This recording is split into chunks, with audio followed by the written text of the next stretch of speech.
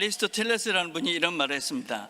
행복하게 산다는 것은 고통을 견디는 것이다. 그리고 행복이라는 것이 특별한 것이 아니라 고통이 없는 상태가 곧 행복이다, 이런 말을 했습니다. 왜냐하면 이 고통이라는 것이 아주 강력하고 적극적이기 때문에 그렇습니다. 작은 고통이지만 그 고통은 전체를 지배할 만큼 이 고통은 아주 강력합니다. 우리가 아침에 눈을 뜰 때 이렇게 보면 기분 좋게 아침 눈을 뜨시는 분이 얼마나 되는지 모르겠습니다. 일어나면 뭔가 몸이 좀 찌부둥하고 손이 붓는 것 같기도 하고 눈이 침침하기도 하고 뭔가 이렇게 뼈마디가 쑤실 때가 있습니다. 그 상쾌한 날보다는 뭔가 좀 아침이 좀 이렇게 불편하다, 이럴 때가 더 많은 것 같습니다. 근데 가만히 조금 생각을 해보면 우리가 아침에 이렇게 눈을 뜬다 하는 것은 우리 몸의 대부분은 다 정상이고 어떤 한 부분이 사실은 이렇게 안 좋은 것이죠. 뭔가 아주 사실은 작은 부분이 불편한데 우리는 그 작은 부분 때문에 뭔가 오늘 아침이 불편하다, 이렇게 시작할 때가 많은 것 같습니다. 치통도 마찬가지죠. 치통.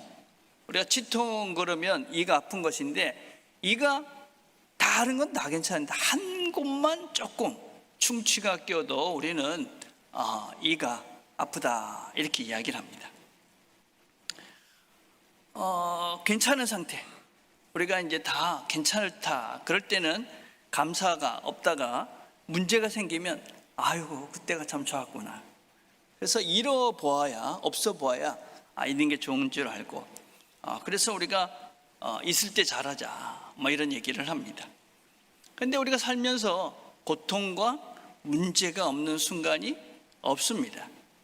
누구도 문제도 없고 고통도 없다, 그런 사람은 또 없습니다.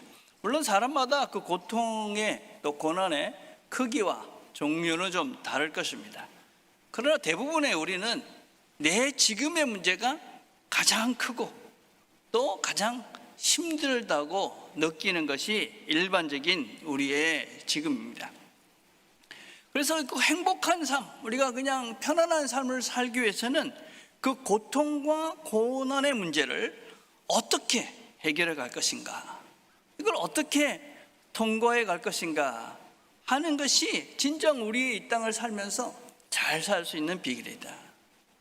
문제가 생길 때마다 원망하고 비관하고 낙담하고 그런 인생을 살 것인가, 아니면 그 고난을 보는 관점을 좀 더 나은 내를 위한, 그리고 내가 지금 무엇을 할 수 있을까를 결정하고 그것을 선택하는 그런 지금을 내가 살 것인가. 그래서 우리는 고난과 고통의 문제를, 우리 삶의 문제를 어떻게 다룰 수 있느냐 하는 그 능력이 우리 삶을 잘 살 수 있는 실제적인 능력이다 라고 할 수가 있습니다. 계시록은 초대교회 성도들이 극심한 고난, 고통 가운데, 그 가운데 있는 그리스도인들에게 주어진 책입니다. 지금 특별히 이들은 예수를 믿기 때문에 어느 누구보다도 극심한 고난과 고통을 당하고 있습니다. 그런데 이 계시록은 어떤 책이냐?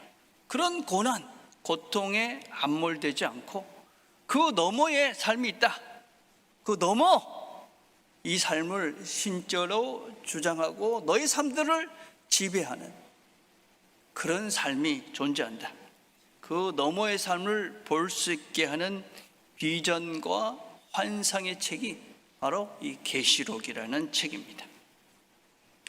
우리는 지금 7교회를 살펴봤습니다. 그리고 7인을 살펴봤습니다. 계시록을 다시 한번 잠깐 소개하면 1장부터 3장까지는 7교회에 주어진 말씀이었습니다. 4장, 5장 천상의 예배 제일 중요하다고 그랬습니다. 그리고 6장과 7장은 7인, 그 다음에 7 나팔이 나오고 또 다시 7 대접이 나옵니다. 7인, 7 나팔, 7 대접은 점차적으로 하나님의 심판이 강화되는, 또 실체화되는 내용들을 담고 있습니다. 오늘 본문을 보면 7째 인을 떼실 때에 하늘이 반시동함쯤 고요하더니 내가 보매 하나님 앞에 시위한 7 천사가 있어 7 나팔을 받았더라. 반시간이라는 시간은 항상 짧은 시간을 이야기합니다. 잠시의 침묵, 고요한 시간이 있었다. 우리 삶 속에서도 항상 이 침묵, 고요의 시간은 늘 필요합니다. 침묵은 다음을 기대하면서 멈추는 것이고 기다리는 시간입니다. 우리 삶 속에서 침묵이 정말 중요합니다. 침묵, 그냥 내 바람, 내 기대, 내 소망, 내 욕망, 내 자아의 모든 것들을 멈추는 것입니다. 그리고 기대하는 것이죠. 침묵 어렵습니다. 침묵. 전 여러분들이 기도하실 때도 뭔가 여러분들의 어떤 그런 소원과 소망과 이런 걸 하기 전에 잠시라도 침묵하고, 그래서 하나님께서 뭐라 하실는지를 듣는 훈련을 우리가 해야만 합니다. 침묵은 무엇이냐? 내 모든 것들을 멈추고 하나님께서 무엇을 하실까? 하나님의 일하심들을 기대하며 멈추는 시간이 침묵이라는 시간입니다. 이제 하나님께서 무엇을 하실 것이다. 침묵합니다. 그리고 7천사가 7 나팔을 받습니다. 나팔이라는 것은 시작을 알리는 상징입니다. 동시에 선포의 의미이기도 합니다. 나팔을 불어서 이제 분명한 시작, 하나님의 뜻을 선포하는 것입니다. 그런데 이 첫 번째 나팔을 불기 전에 어떠한 일이 일어났냐? 3절부터 5절을 다시 한번 보면, 다른 천사가 와서 제단 곁에 서서 금 향로를 가지고 많은 향을 받았으니 이는 모든 성도의 기도들과 합하여 보좌 앞 금단에 드리고자 합니다. 많은 향은 기도, 성도들의 기도다 그랬습니다. 향연이 성도의 기도와 함께 천사의 손으로부터 하나님 앞으로 올라가는지라. 그 향연을 하나님 손에 올려집니다. 천사가 향료를 가지고 단 위에 불을 담아다가 땅에 쏟음에 뇌성과 음성과 번개와 지진이 나더라. 그 기도를, 그 향을 하나님께 올려드리고 그 단에서 다시 그 향을 받은 그 단을 통해서 불을 받아서 땅에 솟습니다. 내성, 음성, 번개, 지진이 시작된다. 그리고 첫 번째 나팔이 부러집니다. 첫 번째 나팔을 보니까 피 섞인 우박과 불이 떨어집니다. 두 번째는 불 붙는 큰 산 같은 것들이 바다에 던져집니다.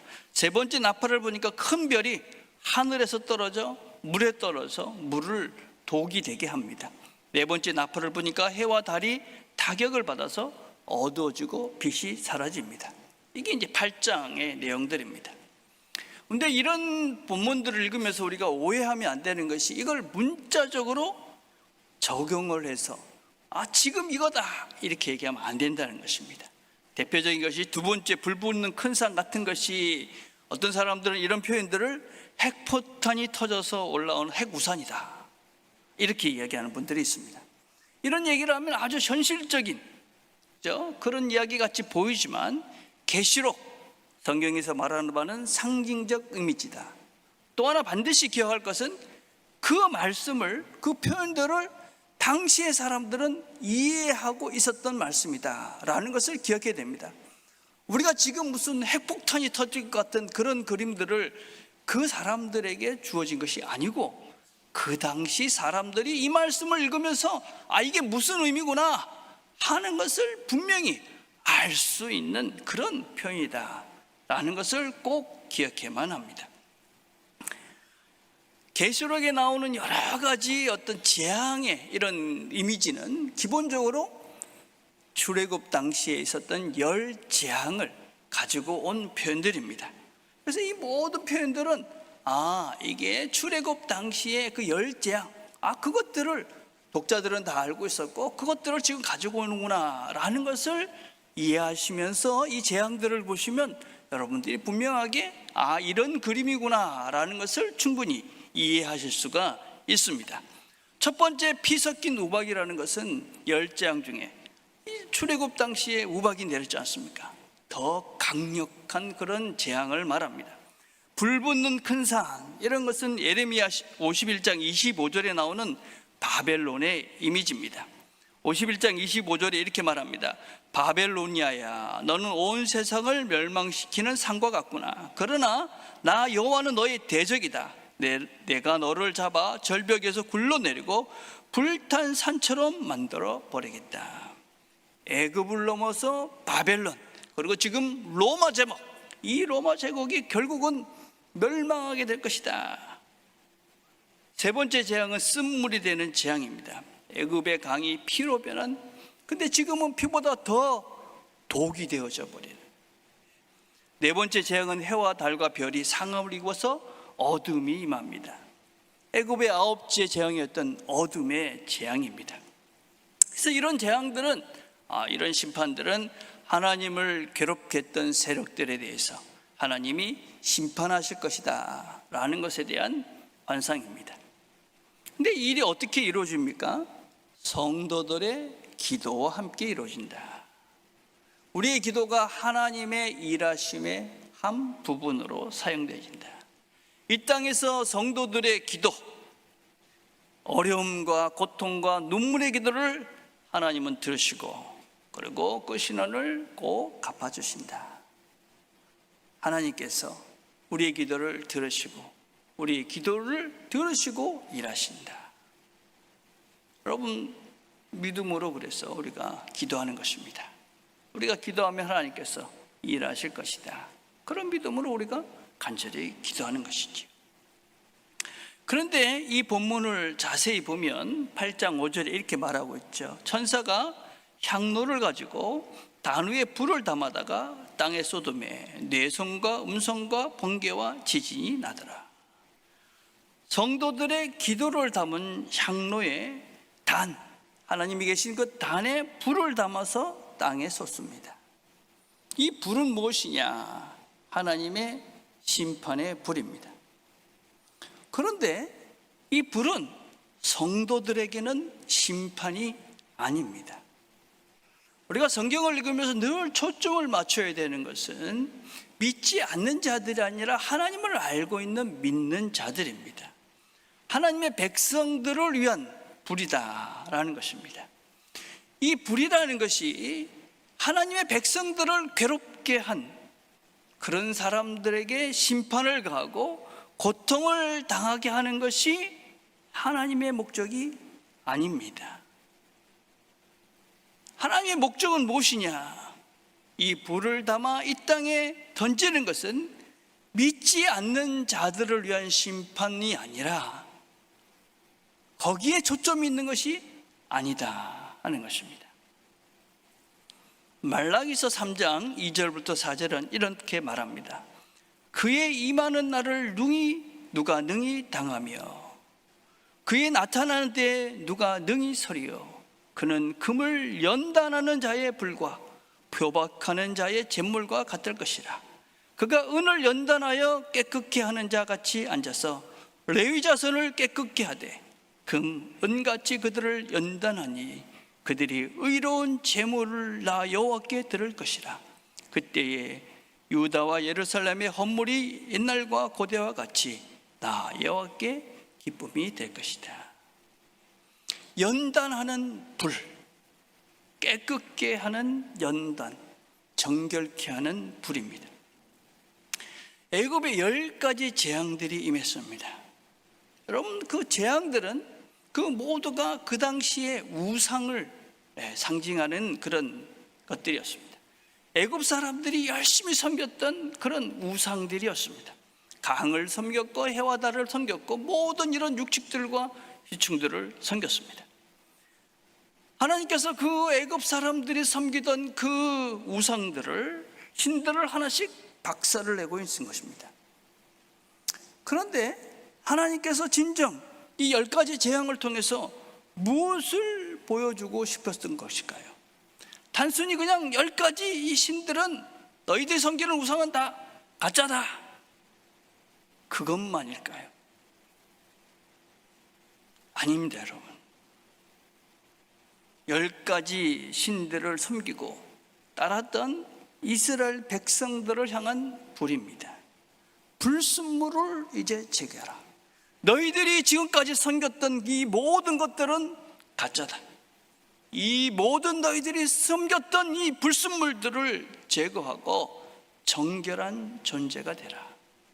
레위 자손을 연단하여 깨끗하게 할 것이다.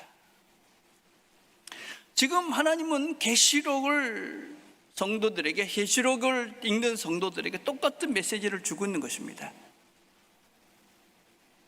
그들이 두려워하고 그들이 섬겼던, 의지했던 로마, 그들이 은연중에 섬겼던 하늘의 별과 달과 해, 그리고 모든 이런 자신들, 이런 것들은 아무것도 아니다. 너희들이 이 정결하게 하는 이 불로 너희 자신들을 깨끗하게 하라. 이 고난의 시간들을 통해서 이 모든 더러운, 너희들이 하나님이 아닌 다른 것들을 의지하고 섬겼던, 따랐던 그 모든 불순한 것들을, 불순물들을 제거해라. 그들에게 임한 이 불들은 너에 대한, 믿지 않는 자들에 대한 심판이 아니라 나를 정결케 하는, 나를 정결한 존재로 만드는 하나님의 연단과 훈련의 시간인 것이죠. 로마 시대를 살았던 초대 교인들은 이 로마의 권력, 세상의 힘, 그것들을 의지하고 섬겼던, 자기도 모르게 섬겼던 수많은 우상들, 그것들에서 자신들을 정결케 하고 자신들을 깨끗게 하며 하나님을 섬기는 정결한 자들로 새롭게 살았습니다. 불은, 연단은 우리를 깨끗하게 하고 하나님만을 의지하게 합니다. 우리 연단과 고난의 시간들은 우리로 하여금 하나님을 더 의지하고 하나님만을 의지하도록, 하나님 앞에 다가서도록 합니다. 하나님만을 의지하도록. 지금 우리 시대, 우리가 살고 있는 이 시대에 우리도 모르는 사이에, 또 우리가 알고 있지만 우리를 오염시키고 있는 불순물들은 무엇일까요? 우리가 섬기고 있는, 의지하고 있는 가장 강력하고 분명한 것은 돈일 것입니다. 돈이면 무엇이도 된다는 환상입니다. 그 돈으로 하는 것이 자신을 더 높은 사람, 힘 있는 사람, 가치 있는 사람이라고 생각하도록 하는 그런 교만과 명예심을 자극합니다. 그래서 그 사람의 수입이 그 사람의 가치가 되는 것 같은 세상에 우리가 살고 있습니다. 일본의 야구 선수는 오타니라는 선수가 10년에 9,200억이라는 금액으로 계약을 했습니다. 9,200억. 한 달 월급이 77억입니다. 이런 말도 안 되는, 웬만한 중소기업의 그저 전 직원이 1년 동안도 받을 수 있는 그 연봉을 한 달에. 물론 오타니라는 선수가 좋은 선수지만 이게 맞나? 이런 사회적 구조가 제대로 된 것인가? 뭐 그것뿐만 아니죠. 운동선수들의 연봉이나 또 연예인들의 이런 맞는 이런 것들을 보면 이게 맞나? 이런 것들을 우리는 허탈하게 만듭니다. 세상이 비틀어진 이상한 세상이 되었습니다. 이것이 우리가 살고 있는 현실입니다. 그런데 이런 것들을 보면서 부러워합니다. 병들어 버린 겁니다. 병들어 버린. 우리는 어떻습니까? 우리는 돈의 이런 잘못된 분배를 보면서도 돈으로 자신의 가치를 증명하려 하지는 않는가? 돈만 있으면 된다고 착각하면서 돈을 목표로 오늘을 살고 있지는 않은가? 무엇이 정말 중요한가? 사실 우리 생활을 한 20년 전 이렇게 비교해 보면 다 잘 살고 있다고 생각합니다. 2002년 월드컵 기억나시죠? 그때 보면 이런 텔레비가 없었습니다. 그죠? 핸드폰도 없었고 차도, 이런 음식도, 이런 옷도 아니었죠. 그 당시에 제 기억나는 것은 우리 아는 집사님 한 분이 40인치 텔레비를 산 겁니다. 와, 그 큰 텔레비를 샀다고 다 그 집에 모여가지고 그 큰 텔레비를 봤습니다. 어떻습니까, 여러분? 전반적으로 다 좋아졌죠. 어때? 근데 지금 다 참 잘 살고 있다, 만족한다, 감사한다, 그렇습니까? 다 상대적 박탈감은 더 커졌다, 이렇게 말합니다. 상대적 박탈감이라는 것이 무엇입니까? 비교하고 비교당하면서 느끼는 감정입니다. 왜 우리가 상대적 박탈감을 더 느낍니까? 무엇 때문에 느낍니까? 누가 느낍니까? 돈으로 하지 못하는 것 때문에 당하는 박탈감입니다. 더 큰 집, 더 좋은 차, 더 편하고 안락함, 돈으로 누리지 못하는 것에서 오는 박탈감입니다. 내가 너보다 더 크고 높고 화려하고 더 가지고 더 편안해야 된다는 그런 비교병에서 오는 박탈감입니다. 결코 행복할 수 없습니다. 과연 돈으로 할 수 없으면 우리는 박탈감, 존재의 비참함을 느껴야 됩니까?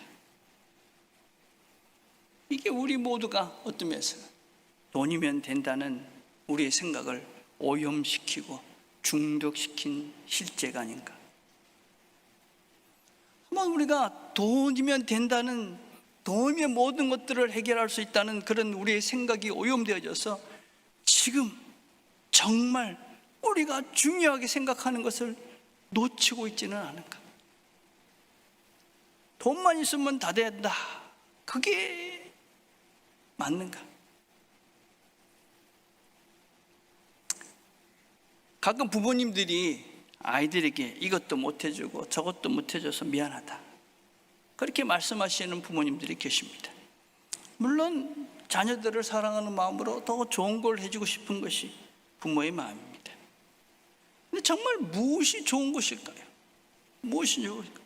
무엇을 못 해줘야 우리가 정말 미안해해야 될까요? 자매라는 게 좀 이제 40대 중반 정도 되는 자매가, 제가 그 늘푸른 교회 갔을 때 첫 번째 회장을 했던 그런 자매입니다. 가끔 소식만 이렇게 주고받다가 20년 만에 만났습니다. 20년 만에. 제가 이곳에 있다고 그러니까 한국에 다니러 와서 예배 시간에 와서 예배를 드리고 갔습니다. 만나서 이런저런 얘기를 하면서 아이들을 어떻게 키우는지 이야기를 하게 됐습니다. 이 자매는 이집트 형제와 결혼을 했습니다. 이집트에는 오소독스 처치라는 곱틱 교회가 있습니다. 이집트가 한 1억 정도 되는데 한 1,000만 정도가 이 곱틱 그리스도인들입니다.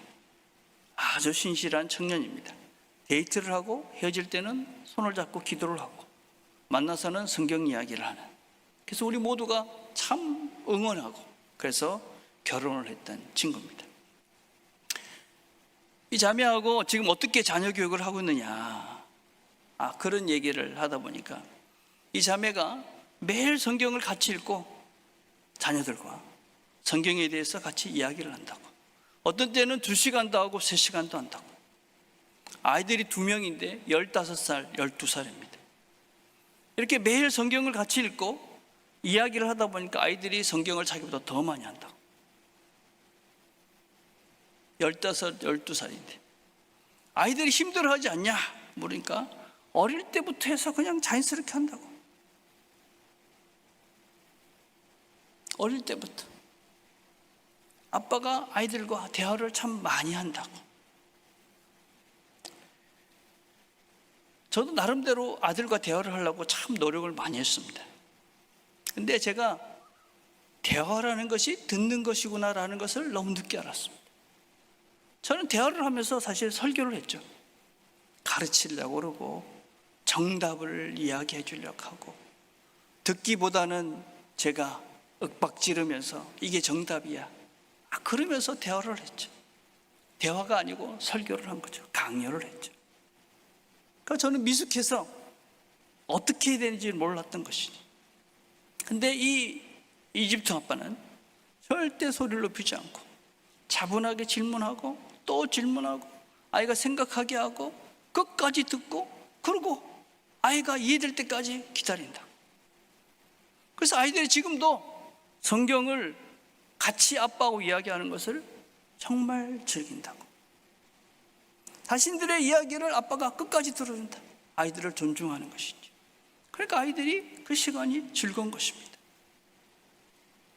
매주 빠지지 않고 매일 거진한다고. 특별한 일이 없으면 이 시간을 매일 갖는다고.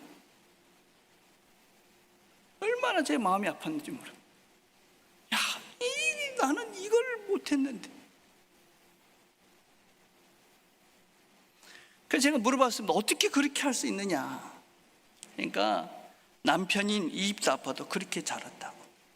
시부모님들이 아들을 그렇게 키웠다고 얘기합니다. 곱틱교회라고 우리는 잘 모르지만 1700년의 역사를 가지고 있는 교회입니다. 신앙의 유산들이 어떻게 물려졌는지 볼 수 있는 한 단면이었습니다. 앞으로 누가 신앙인으로 하나님을 믿으며 바른 삶을 살 수 있을까? 누가 세울 수 있을까요? 누가? 무엇이 제일 중요하다고 생각하십니까? 무엇이 정말 미안합니까? 우리 자녀들에게 뭐가 정말 미안하십니까? 무엇이 정말 아쉽습니까? 이런 신앙교육을 못한 것이 아쉽지 않습니까? 아이들을 진정으로 존중하지 못한 것이 너무나 마음이 아프지 않습니까? 아이들의 이야기를 들어주지 못한 것들이 너무나 마음이 아프지 않습니까?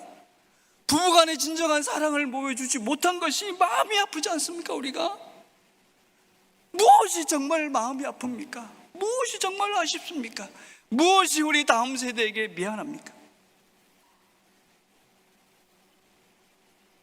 사랑과 정직과 존중과 참된 그리스도의 삶을 보여주지 못한 것이 정말 미안하고 아쉬운 것입니다.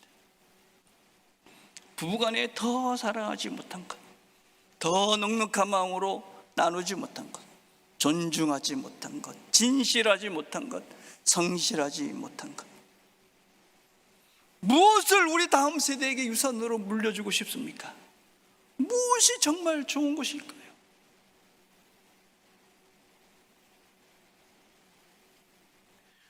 지금부터라도 빨리 시작해야 합니다. 제가 와서 6년이 됐습니다. 계속 말씀드리고 있는 것은 부부간의 신앙적 대화를 시작하라. 신앙적 대화를 시작해라. 이전에 못했으니까 지금이라도 시작하자. 부부가 모여서 맨날 남 이야기나 하고 쓸데없는 이런저런 얘기하는 것이 아니라 부부가 먼저 하나님 이야기를 하고, 오늘 말씀을 들은 이런 은혜가 있었다, 이런 도전이 있었다, 우리가 이렇게 한번 살아보자. 자녀들이 달라지라고 하기 전에 부모가 먼저 달라져야만 합니다. 지금 우리가 그것을 시작해야, 지금 시작해야 우리의 다음 세대는 조금 더 나아질 것이고, 조금 더 나아질 것이고, 그렇게 1700년의 역사를 이어갈 수가 있는 것입니다. 지금 시작해.